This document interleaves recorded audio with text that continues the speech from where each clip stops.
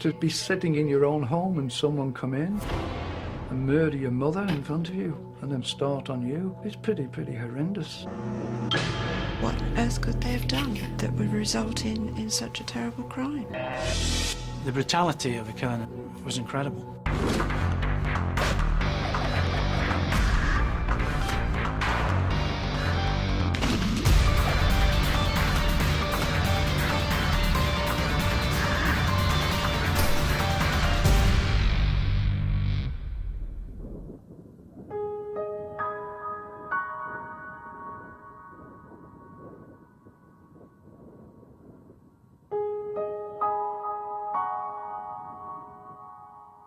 The Fens, you either love it or you hate it. A lot of people can't stand it because it is featureless. There aren't many trees, but it's got a beauty all of its own. The bleakness attracts people. It's lonely, it's wild, it's desolate. You either love it or you hate it. The Fens at various times of the year, I think, can be described as eerie. In the wintertime in particular, it's bleak. It's a place where you can almost, as you drive round, feel there's an ability to get lost. The people who live in the Fens are vigilant. They do take notice of what's going on around them. And of course, a lot of the people who are in those areas, their day has a pattern to it. So things out of the ordinary do tend to stand out.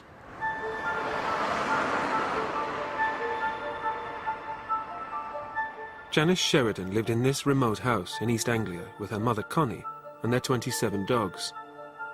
It offered them quiet isolation and the perfect environment for breeding their beloved whippets. Mum really felt she would have liked a fresh start, and it was really quite obvious that Jan would follow because they were together, and it was an ideal situation where the house they'd bought was just absolutely idyllic and perfect for what Janice wanted to do, was breed the dogs. So they were very much a couple. They hoped for a peaceful life where they could do just what they wanted to do and not annoy anybody else. Jan seemed to be sort of isolated as her and her mother tended to cut themselves off from people and just surround themselves with their beloved whippets. There were very few houses, it was a one-way dirt track really, and she wanted seclusion.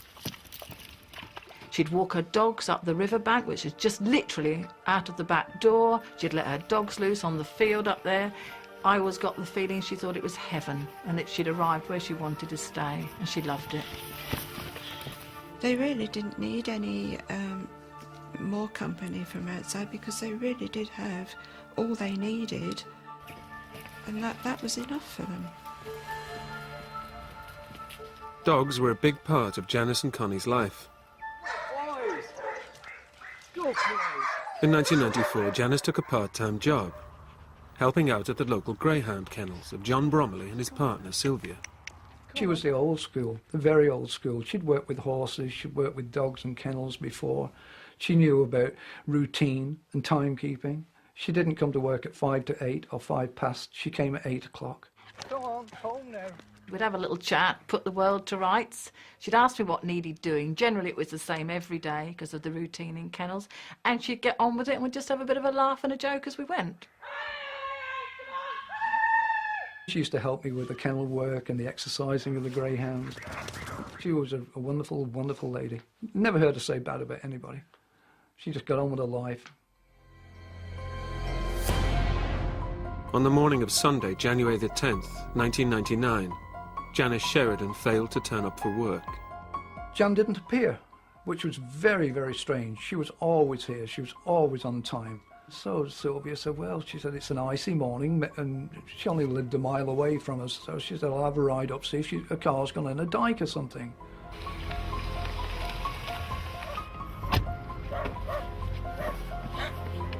I went to her house and everything was shut up.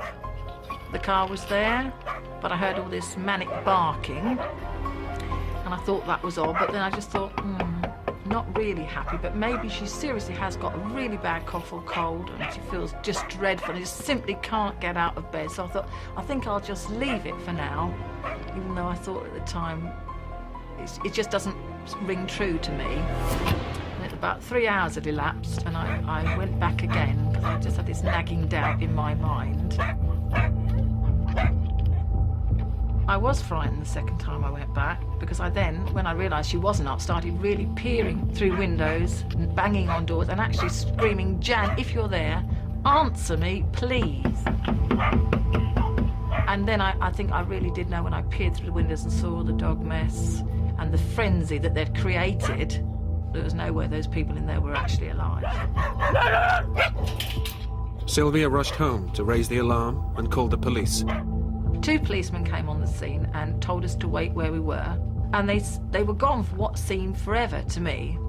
It was probably no more than 20 minutes actually, but it seemed to last forever. And when they came back out, I think both officers were clearly white-faced and ashen, and I just said to him, "Is my friend dead in there?" And he said, "Madam, I cannot tell you any more. Someone will come to see you." Well, I knew then. Police are tonight investigating the deaths of 2 women found stabbed in an isolated Fenland village. I've investigated a number of murders, certainly murders involving stabbings to the victims, but this one was particularly brutal. To have been killed in such a brutal fashion, which in 20 years of policing I'd never come across, it certainly was an odd feeling. I personally in my career never seen a scene like that. The brutality of the killing was incredible. The detached house in Upwell, where the blood-stained bodies of the 2 women were discovered yesterday lunchtime. Police are refusing to name them until next of kin have been informed, but it's understood they're Connie Sheridan, who's in her 70s, and her daughter Janice, who's in her 40s. It was on a Monday night we first heard. And in actual fact, we didn't hear it from anybody. It came up on the news, on the television, and it was just flashed up on there that these 2 people had been found.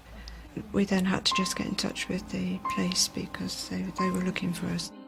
Today, the police sealed off Pingle Bridge, close to where the women lived. Detectives are working on the theory they were murdered.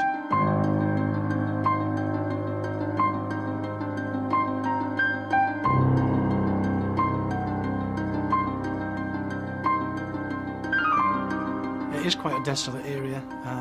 Pingle Bridge itself is not an area that actually leads anywhere. It's a dead-end road, so you wouldn't go down there unless you actually had a reason to go there. When we arrive there, one of the first thoughts that comes through your mind is, how am I going to find eyewitnesses when the location is so isolated? At that time of year, which was early in the year, it was cold and it was extremely bleak. And that kind of set the scene, I think, for the whole investigation itself. Faced with one of the most horrific double murders they'd ever seen, and concerned the killer would strike again, Norfolk police prepared to launch a massive manhunt. Our grief is indescribable, and we implore... Devastated, the family appealed for the public's help. The person or persons responsible must be brought to justice.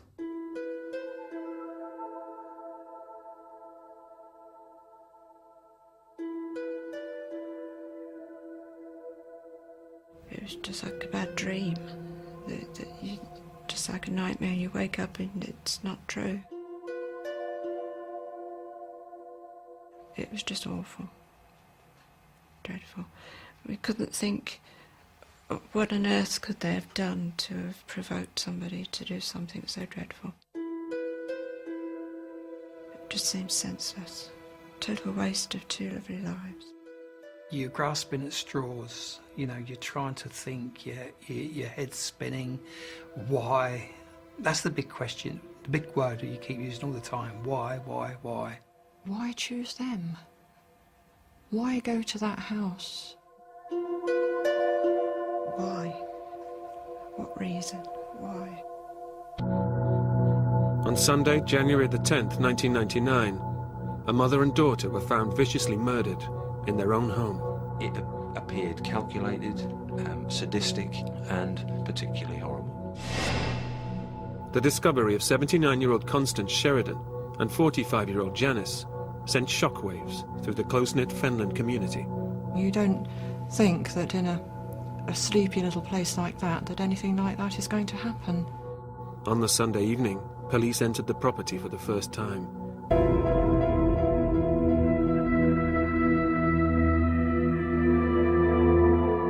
When the patrol officers first went to the rear of the property, the first thing they were confronted with was a number of whippets. Some ran outside, some remained in the house. At which point, the door that led into the front room, they couldn't open it. And in fact, what had happened was that the large sofa within that room had been pulled across the doorway to prevent anybody getting in.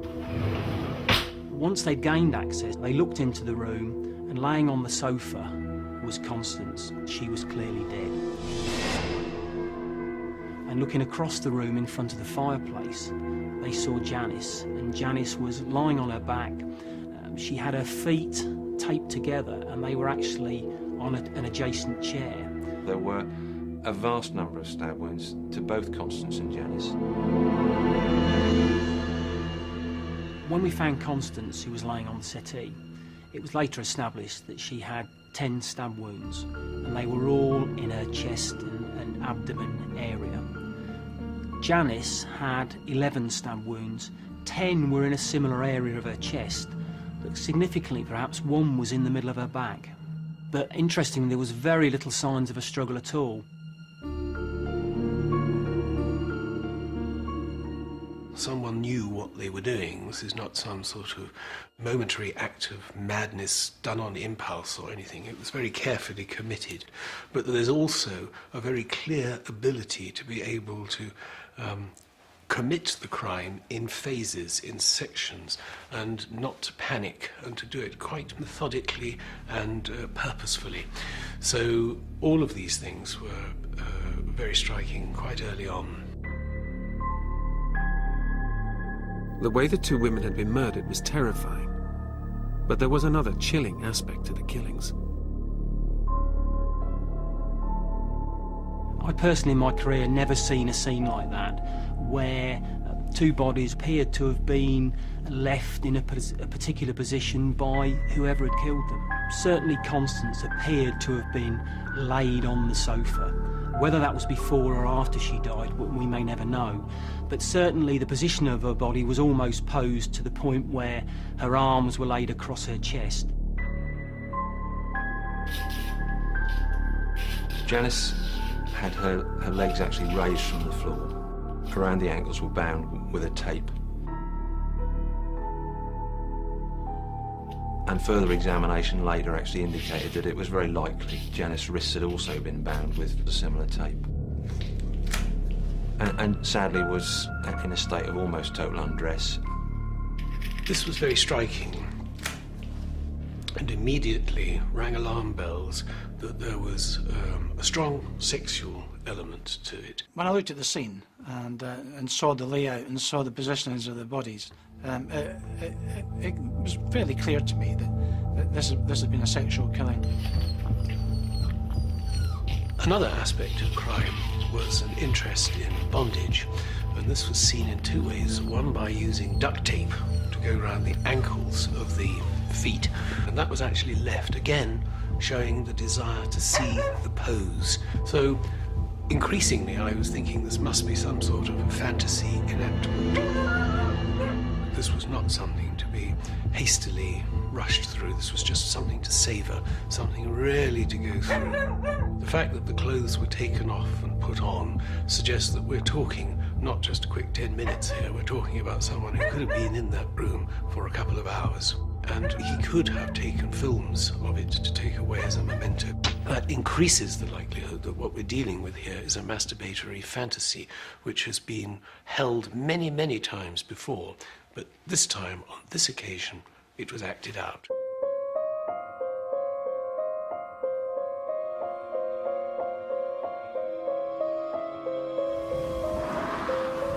With the true horror of the crime unveiled, police now knew they were looking for a very dangerous man. And in such a small community where word gets around fast, local people became alarmed. Would he kill again? And could he be someone they knew? Murders do happen every day, but not in little sleepy fenland villages like this. It's a very closed community, it's very quiet, we all know everybody else.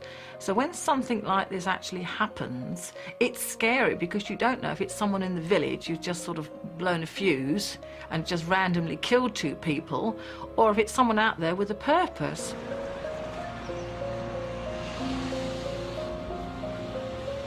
Everybody in the local community was frightened at the time because no one knew who had did it, whether it was a local person, someone that had just come into the area. No one knew who it was. Where you have someone who's a psychopath, who has no capacity for guilt whatsoever, combined with high intelligence, there's every reason to believe that the person would be looking seemingly normal from the outside. So the first rule was don't say, oh, he's a nice chap, therefore let's exclude him, because quite probably it could be a complete false image that is portrayed to most people.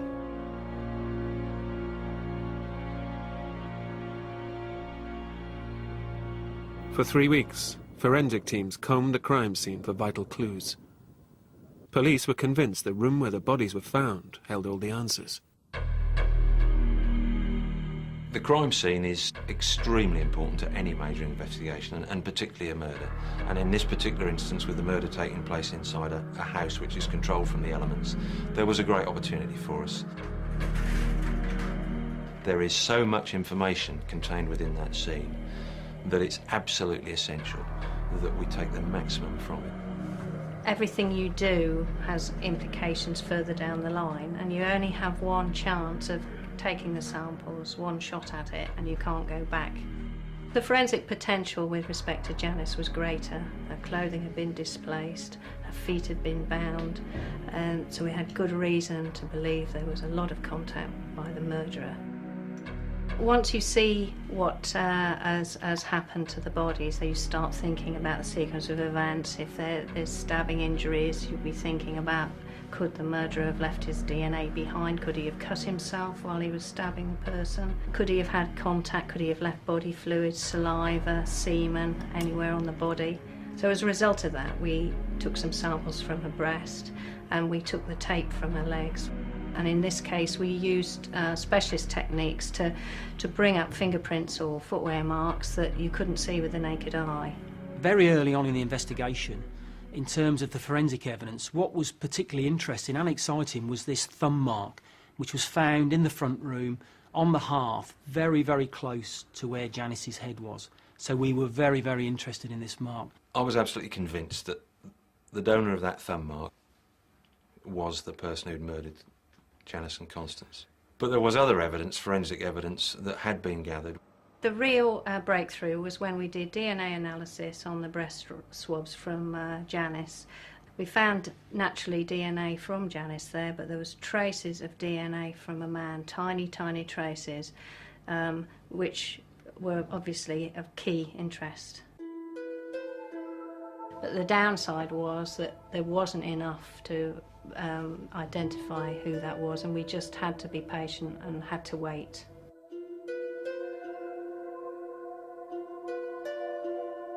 There was further frustration for the police, as a thumbprint found on the hearth failed to match any existing criminal records. With seemingly nothing to go on, what was baffling them most was how did the killer get into the home of these 2 intensely private women? I don't think Mum would have let anybody in that she was suspicious of, because Mum was very astute. Janice was the same. She wouldn't have had time for any silly talk. I never went into the house. On each occasion, I'd knock on the back fence and a gate. You would hear the back door unlock, and she'd come out and almost guard the entrance to the house. Fire crews took 6 hours to put out the blaze, and the next day, Rosemary Griffin and her partner... There was no forced entry to the scene, which means I'm absolutely convinced that the person was invited in.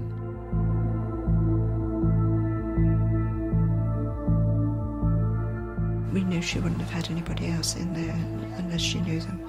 So it was hard to think that the person they'd actually let inside their home, they knew, but didn't realise what awful thing was going to happen. Most murders, really, we start looking at associates, friends, associates, and that's because statistically there is some previous contact, some previous knowledge between the murderer and the victim. Desperate to catch their man, police now decided to focus their efforts on the local Fenland community.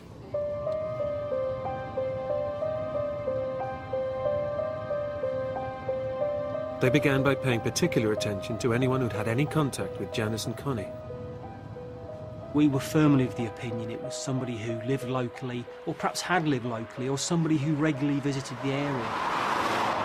And the two particular groups of people we were interested in at that stage were the Whippet fraternity, because of Janice and Constance's interest in whippets, and the fishing fraternity.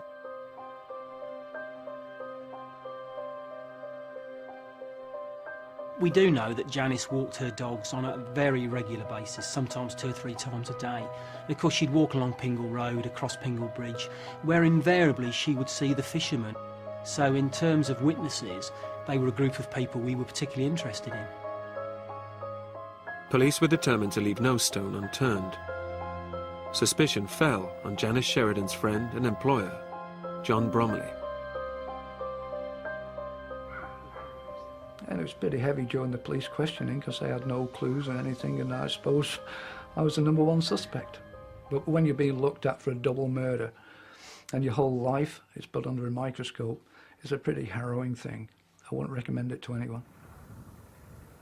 A lot of people in the community thought it was me. Suspicions, gossip. You'd walk into a local shop or the post office or the garage and everyone would stop speaking. And that was pretty nasty. So obviously there was an aura of suspicion over us, and I can understand why people felt like that, because we'd been so close to Jan.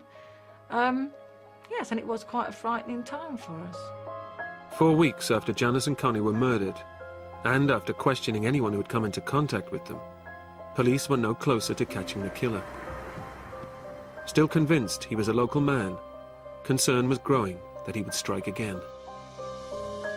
It's fair to say that you do feel a sense of responsibility, and there is that pressure on you, because with the best will in the world, you just can't predict whether this person is going to kill again. Anyone capable of committing a crime of this outrageous, horrendous nature, so calmly, so coolly, and without any remorse, is entirely capable of doing it again.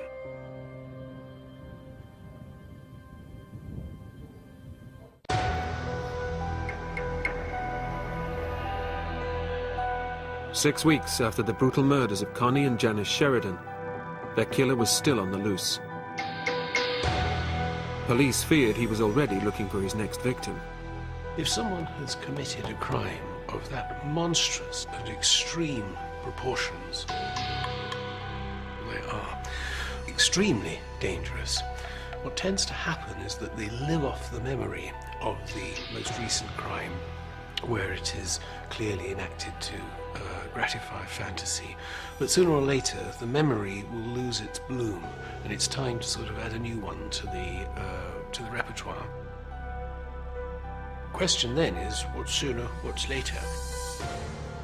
Well, given the forensic awareness of this particular individual, it would be when the next opportunity arose where somebody who was in a similar category, vulnerable, likely not to be found quickly, and therefore they could become the next vehicle for his fantasy. I locked my doors. I made sure that my doors were locked even more securely after that. I think people did lock their doors, but there was a murderer on the loose. I think people were more diligent about security. At a news conference, Norfolk Police announced a reward of £25,000 for information which will lead to the killer. We really did hope, because we were convinced, in particular, that the murderer was known to Janice and Constance, that this would be a good way of teasing out that a little bit of extra information which would lead us directly to that murderer. we were still looking for a breakthrough. We were still looking for that needle in a haystack. 70 officers were now working on the case, but the investigation was going nowhere. And they still had no clear suspects. Under pressure, the police decided to take more drastic measures.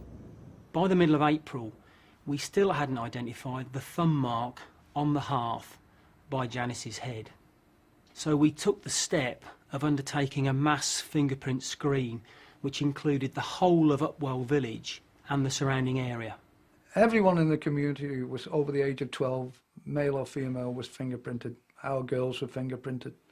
The local community were very, very receptive, and everybody cooperated with this fingerprint screen. Nobody objected to their fingerprints being taken. With the mass fingerprinting well underway, police decided to step up the search and turn their attentions once again to the dog world. Janice and Connie had been regular visitors to Crufts, and still convinced they'd known their attacker, police went to Britain's biggest dog show. Would the killer be there? The police did sort of stay in the background, but they had a place and store, and it was announced also that the police were there and looking for anybody who might have some information. Would they please come forward?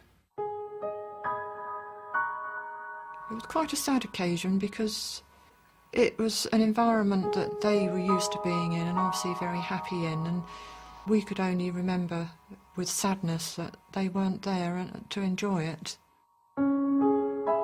In the year the Sheridans were killed, Janice had high hopes for one of her dogs, Dylan, and as a mark of respect, a friend decided to show him on her behalf. Dylan, I think, was everything she'd waited to happen. He was everything that she wanted in a dog. And it was a terrible thing that he'd achieved to get to Crufts, and she'd actually managed that. And to think somebody else was there in the ring, parading him round, was very, very hard, because she should have been there. And it was with some pride that you saw Dylan. But on the other hand, it was a shame. It should have been Jan. But, frustratingly for the family and police, the visit to Crufts offered no new clues. It was like one door closing, but the trouble is you didn't know where the next door was to open. 3 months into the inquiry, despite the volume of information that had come into the inquiry, the number of people we'd spoken to, we were no further identifying whoever was responsible for killing Janice and Connie.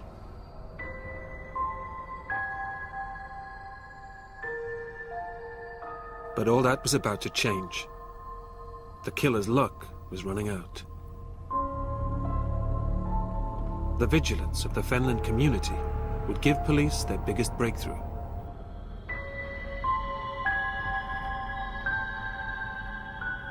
On the days leading up to the discovery of Janice and Connie's bodies, another local couple saw a large saloon car leaving the area of Zeelmeyer, which was their house, along Pingle Road. This early sighting was useful, but more significantly, there was a second witness statement from a local farmer who'd noticed a strange car parked near Janice and Connie's house on the weekend of the murders. In an adjacent farm gateway, he saw the vehicle parked, and he memorised the number, and in fact he recorded it when he got home. This car index number was extremely important because it's the first time in the inquiry we had a piece of information that we could act directly upon, and of course the car was so close to the house. At the time, the two car sightings led nowhere, when initial number plate checks drew a blank, leading police to conclude that the farmer had memorised part of the plate incorrectly. This left them with the daunting task of checking thousands of plates with a similar number. However, 3 months later, the farmer's information would prove crucial, and for D.I. Chapman was the key to cracking the case. I'm looking into the rear of this lorry with the spray coming up, and I'm aware of some headlights coming towards me. And as I watched the headlights, literally out the corner of my eye, I caught the number plate of an approaching car. It appeared on that split second to bear some resemblance to the number of the car that had been seen in Pingle Road at the time of Janice and Constance's death. The following morning I went into work and my colleague jotted down one or two variations of the number, and he did some police national computer checks on those numbers, and he wrote down a series of registered owners, one of which was a Kevin Cottrell. We did some checks on our own computer database, and we saw Kevin Cottrell actually appeared in that database on two occasions, and this was a real turning point of the inquiry, because Kevin Cottrell had actually been to Janice and Constance's house before as a double glazing salesman, and his name was also in the system because he owned a vehicle that started with the registration number G567. So this was a turning point and a really exciting time.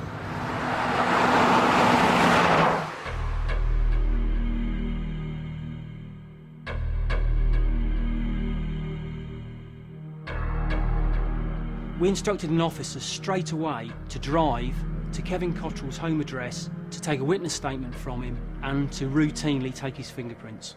And by lunchtime the following day, we'd identified Kevin Cottrell's thumbprint with the thumbprint found on the hearth by Janice's head. And we were confident then that we'd identified the killer of Constance and Janice. And we immediately dispatched officers to his house to arrest him.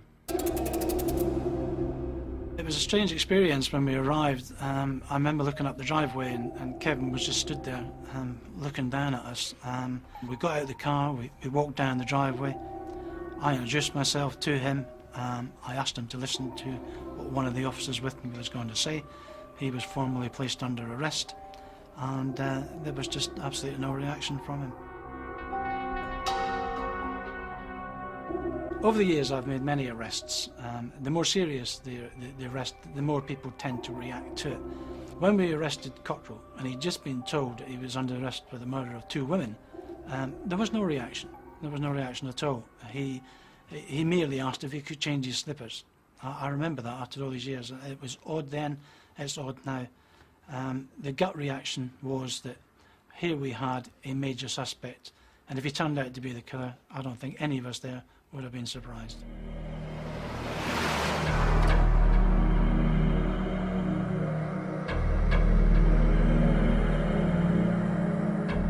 Kevin Cottrell was brought to King's Lynn police station. 4 days of tough questioning was about to begin. As we got back, you could almost feel his brain spinning at 100 miles an hour as he was thinking to himself, how have they got to where they are? How have they come here? What did I do wrong? You could almost feel it coming up him. He was very tense. It was a very tense moment. 4 months after the murders of Janice and Constance Sheridan, their family were informed of the arrest of Kevin Cottrell.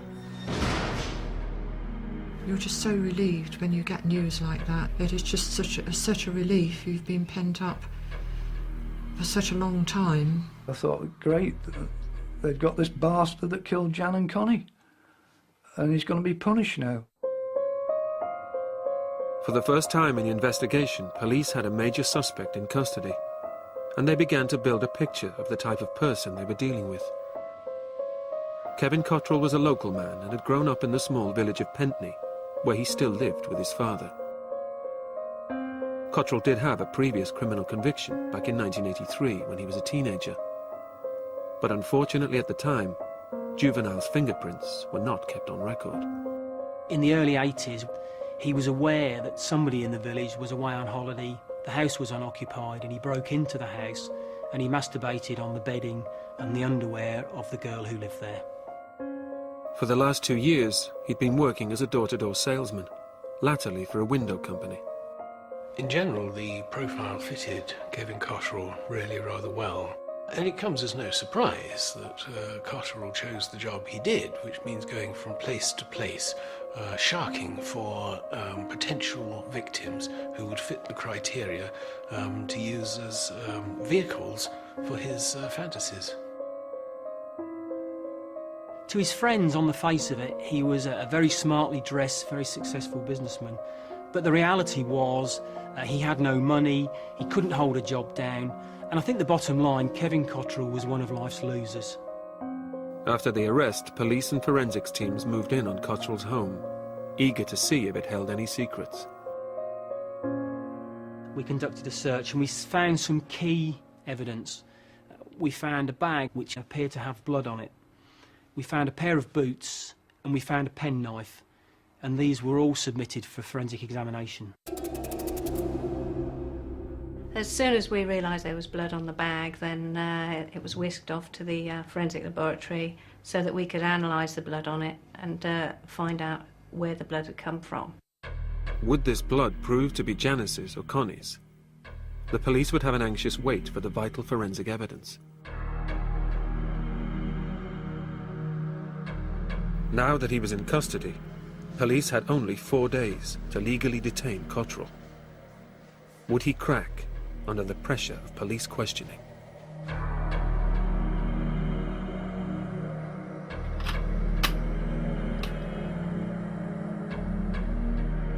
The advice I gave the police was that the perpetrator in interview would be charming, pseudo-charming, would be initially at any rate helpful, would be someone who was concerned and playing all the right cards.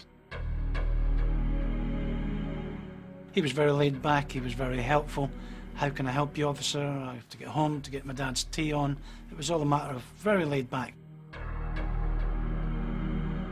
The nature of the commission of the crime was so well planned, so carefully unfolded, and so calmly enacted that the offender thought that there had been nothing to connect him sufficiently closely to the mother and daughter, and therefore he thought that he'd got away with it. After 2 days of intensive questioning, Cottrell was still denying ever having been to the house. With no news yet from forensics about the blood, and 2 days left to hold him, police were desperate for a breakthrough.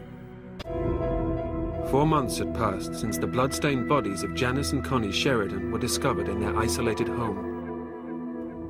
It's just a totally senseless killing of just 2 defenceless women. 70 officers had been working on the case, and police had taken over 2,500 statements. The search for the killer became one of Norfolk's biggest ever manhunts. But finally, police were convinced they'd got their man. Kevin Cottrell lived locally and was working as a door-to-door window salesman. He'd been in custody and under intense police questioning for 2 days and was denying all knowledge of the crime. As the interviews went on, we had to probe different areas, and one of the areas we had to probe was this a sexual crime? Up until then, Cottrell had been very laid back and friendly, but once we started talking about the sexual nature of this crime, he withdrew and was very uncomfortable. It's true to say that people who are psychopathic, because they have no sense of guilt or worry about hurting other people's feelings, can be extremely cool, calm and collected. But very often that psychopathy comes with a hell of a lot of baggage in terms of ego. So if you start to probe that ego, unless they're extremely controlled, they will respond by showing agitation, annoyance, contempt. Police knew he'd been to the house 7 months before and had measured up for a window in the room where Janice and Connie were killed. But Cottrell was still denying ever having been in that room. With only 2 days left to legally hold him, and still awaiting vital forensic evidence, it became critical to place him at the scene.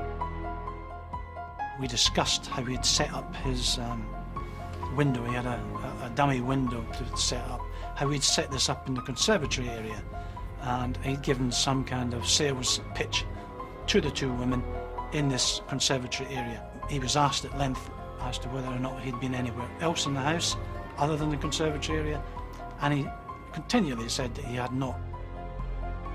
With time running out, police decided to confront Cottrell with their strongest evidence. Once he was told that there was fingerprint evidence elsewhere than the conservatory, he changed his story completely, and he told us that he did recall having been elsewhere in the house than the conservatory. At that point, we were very happy that he not only knew he'd been to Pingle Bridge, but he knew exactly what he had done to those 2 women when he went there.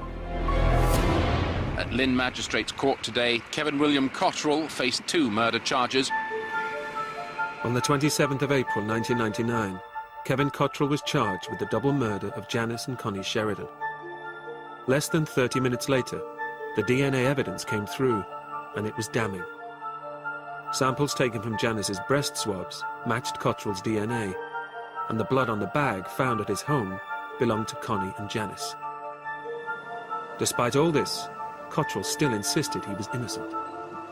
During all the preliminary court hearings, there was never an indication that Cottrell was going to plead guilty. He maintained his innocence right the way through to the trial date. I could see no defence. The evidence was absolutely overwhelming that Kevin Cottrell had been the person in that house and Kevin Cottrell had murdered Janice and Constance. When the victim's family arrived at Norwich Crown Court for the trial, nobody knew that Kevin Cottrell would have one more trick up his sleeve. When we went to the court, I was very fearful that we were going to have a long hearing, which wasn't going to be pleasant for any of us. But at the same time, we might get answers to some of the questions that we wanted answers to. We turned up at court for the start of a trial on a Monday morning. He had some discussions with his barrister, and very surprisingly, he then pleaded guilty, and he offered no explanation whatsoever. He stood up, but this time it was guilty. And it was just as he said guilty, it's just as though guilty to a parking fee, not the horrific crime that he'd done. My clear conclusion is that Cottrell had absolutely no remorse or guilt for what he's done whatsoever. And in pleading guilty, he did so for one reason only: self-interest, because he would get a lighter sentence, or likely to get a lighter sentence, for having come clean. But only because it's in his interest, not out of any sense of decency. We wanted answers, and we knew then that we weren't going to get any answers. He wasn't going to speak to anybody. And we've been left with something that we don't understand and probably never will understand. This was something which was a private world for the perpetrator, and something which I would imagine he'll go to his dying day not telling anybody about, because this is for him and him alone. Kevin Cottrell received 2 life sentences for the double murder. He was sent to prison with a recommendation that he serve at least 20 years. When you first meet Cottrell, there's nothing untoward about him. You would pass him by on the street and not give him a second glance. It's only once you started looking and probing into his life that it became obvious that there was serious flaws within his whole lifestyle. I think he would pick another victim. He may have already done so. We never did find the weapon that he used. And again, I will stick my neck out and I will say I believe that Kevin Cottrell still has that weapon hidden away somewhere. In my own personal opinion, he is undoubtedly, as far as women are concerned, one of the most dangerous individuals I've ever met. Sometimes we all have a need to make a dent on the world. This is a pretty big dent. We've done something really, really off the map for most of us to get our heads round. You are someone, albeit in the most negative possible way, the most destructive possible way, but you are someone. That man has destroyed our family's lives. And I want him to say why he did it and why he did it to our mother and our sister. Why does anybody deserve that? If anybody deserves an explanation, then the family do. But unfortunately, there was no explanation forthcoming and there hasn't been one since. Personally, I've got 4 years left before I retire. And it would be nice, within that period of time, for Kevin Cottrell to explain what happened, why he went to the house and why he killed Janice and Constance. Whatever he told you would be a lie. You would never get the truth. Of that, I'm convinced. He's not worth thinking about. He's destroyed our lives in many, many ways.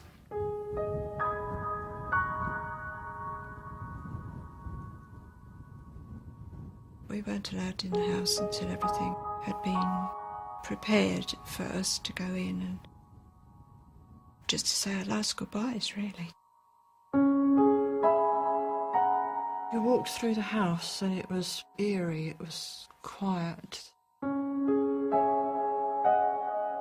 I could see Mum sitting in her chair in the corner where she always sat, and we went outside into the garden. It was a lovely day, bright sunshine, quite a cold day, if I remember rightly. And it was almost as though they were there in the garden. You could sense their presence in the garden.